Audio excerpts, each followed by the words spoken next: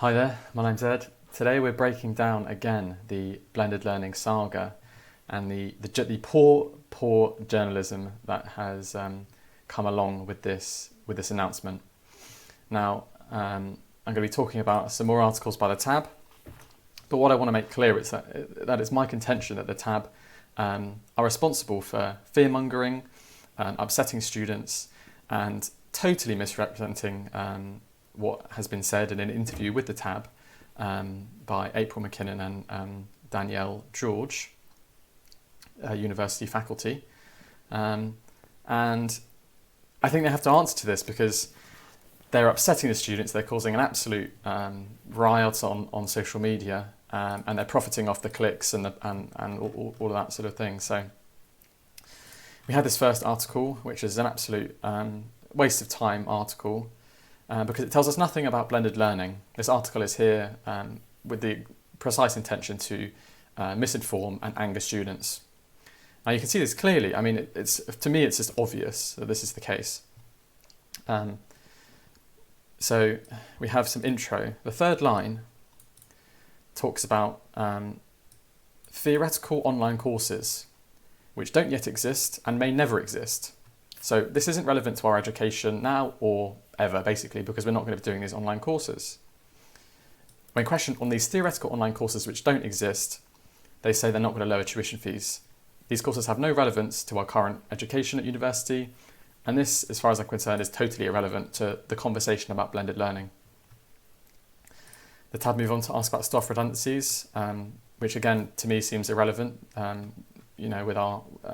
regards to our education. This is something that obviously TheTab and individuals like Ben McGowan are very interested in, but the university at least is saying is that it won't. This isn't a profit-motivated decision, but that's up for debate. And they're trying to scare us. This wouldn't be opt-in. You can't choose this decision. It's long-term, permanent. So we've got 2 lines of something that is totally irrelevant. We've got information about staff redundancies, which we can't really say either way on, and then we're scared into the fact that it's not a choice. This part of the article I think is fair enough, and then obviously we love to chuck in the 89% student vote of no confidence. We need not say more about that, but again I'm not sure how it's relevant to blended learning. So we find out here that recently the Manchester TAB revealed that the uni plans to move lectures online permanently as a part of long-term blended learning model. So the Manchester TAB have a monopoly on this announcement. Isn't that fantastic? They were given the privilege of conducting an interview with April McKinnon and Daniel George. They've been given the monopoly almost on this announcement, and they chose to misrepresent it entirely, provide us with literally no information, create a totally fictitious narrative about theoretical online courses that don't exist. I mean, it's getting slightly tiresome. In an interview with TheTab, April McKinnon discussed the plans. Again, so this is just rehashing of the last article. So again, we're being told nothing about the change. We're being told about a poll. We're being told about how it's all TheTab's exclusive information. Would it mean lower tuition fees? Absolutely not. Because the changes to the education are not those which are being assumed by students. Because of this huge misrepresentation, students are assuming the worst possible version of blended learning. They're assuming that it's just going to be the same as it was this year, which is not true. It's not the case. And TheTab are complicit in creating this misinformation. Daniel George confirms the plans were not optional. Okay, fine. I mean, how could it be optional? If they're making these decisions, which are far less major than is being made out, then that just wouldn't make sense in the context of the decision. They were intended to be a permanent move. Again, so this is trying to scare us. Why the TAB trying to scare students? For clicks. I mean, that's the only logical explanation, that they don't like the university. It's She also refused. Okay, so this is the rehash of the earlier article at the start, which tells us nothing. Do you think lecturers should permanently move online? I always say lectures should permanently move online. So here we have a classic false dichotomy, because blended learning is not a case of simply moving lectures online. They're restructuring the education, so we've seen this before in an earlier video. So traditional university sort of structure, and usually is where you have a lecture in person and then individual independent work on your own. And then with blended learning, they are claiming that you would do the independent study on your own, obviously, before the lecture or before a workshop, and then you do the workshop. They're not saying that you're going to get less contact hours. So obviously, anybody who's going to vote in this survey is going to say no, because it's just a ridiculous dichotomy that they're creating. It's a false dichotomy. This doesn't represent what blended learning is, and as far as I'm concerned, this survey is just invalid. It's received a huge backlash from students due to TheTab creating misinformation.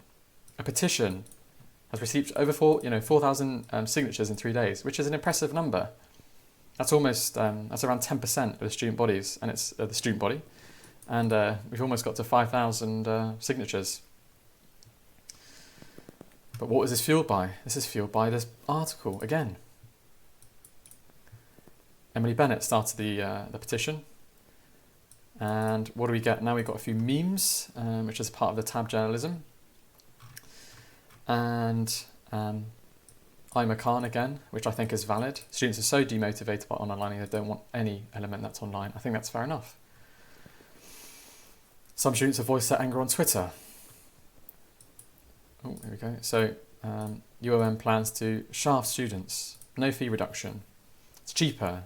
It's greed. Piss take. I mean,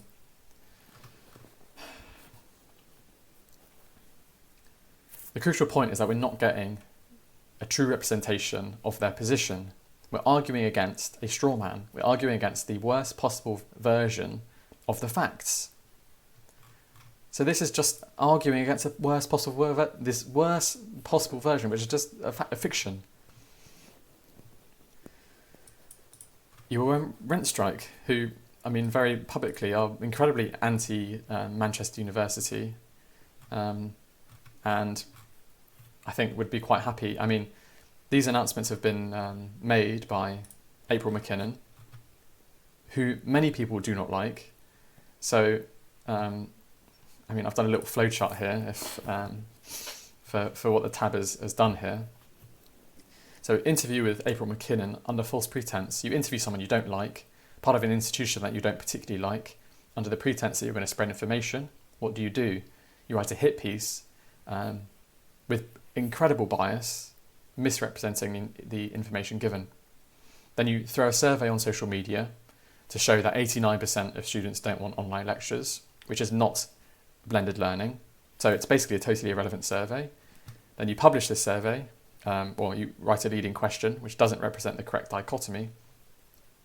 So you've stirred up all this anger, and then you get a negative response because of the way that you framed the situation. And then you write a new article, rehashing the first article with the added hysteria and anger generated by your first publication. So it's a pretty good way of, I suppose, generating anger, fear, and clickbait, basically. And it's my opinion that I think the TAB have to answer to this, because it's just ridiculous. And then thrown at the end, we have a kind of reasonable explanation of what blended learning is as an absolute afterthought. I mean, that obviously takes priority, or memes obviously take priority over an actual explanation of what blended learning. This is not online teaching, but we won't go into that. The information is there, and I've done earlier videos on what blended learning actually means. I just wanted to look at this as well. Have decided that blended learning should continue. Again, this is a dangerous thing to say, because the nature of the education that we've received this year will not continue, because that was a pandemic style learning. That is not going to continue. So to say continue is misleading. April McKinnon actually replied, "We agree with this petition. We agree with this petition that it is vitally important that students have access to on-campus learning. Please be assured that blended learning is not online teaching." So they're doing their best to get a clear representation of what blended learning is in the face of this article. We've also got an article by The Guardian, which is taking its cues from TheTab, which is taking cues from basically what is said in this article. So who are the TAB? We exposed bullshit, apparently. We exposed bullshit. Well, you know what? This article is bullshit, I'm sorry to say. There's a clear agenda here to misrepresent the university. It's as clear as day to me.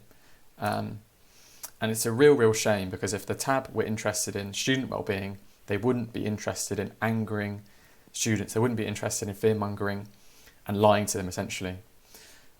So I'm waiting to hear more about blended learning from certain individuals. We're waiting to hear more generally from April McKinnon and Daniel George. But in the meantime, why do the TAB have to do this? It's just upsetting to me, really. What do we have to gain from the mob mentality against our own university that we chose to go to? There's no benefit. We know that the leadership team aren't going to resign. There's nothing we can do about that. But why do we have to frame this university in the poorest light possible? To me, it's just needless, and it's stressing people out. It's making students unhappy.